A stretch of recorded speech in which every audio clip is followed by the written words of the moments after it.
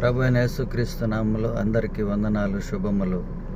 రాత్రి జరగాల్సిన 12 గంట ప్రార్థన లైవ్ స్ట్రీమింగ్ కాలేదు. అయితే ప్రార్థన అయితే చేశాము. ప్రార్థన అంశం ఏంటంటే, థాయిలాండ్ దేశంలో చట్టసభలో రాజు అనేకమైనటువంటి మనుషుల ఎదుట లెస్బియన్ మ్యారేజెస్ అనేటువంటి ఒక చట్టాన్ని అమలు చేసినటువంటి ఆసియాలో మొదటి దేశంగా కనపడుతూ ఉన్నది. అయితే అది స్వాభావిక ధర్మానికి విరోధంగా, ప్రకృతికి విరోధముగా, దేవుని యొక్క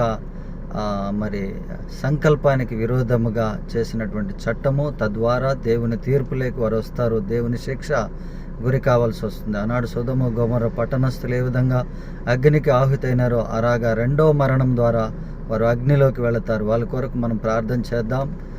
రోమా 1:26-27 ప్రకారము భ్రష్ట మనసు నుంచి వారిని విడిపించబడాలని, ఆ చట్టాలు క్యాన్సిల్ అయిపోవాలని ప్రార్థన చేద్దాం. దేవునికి స్తోత్రం.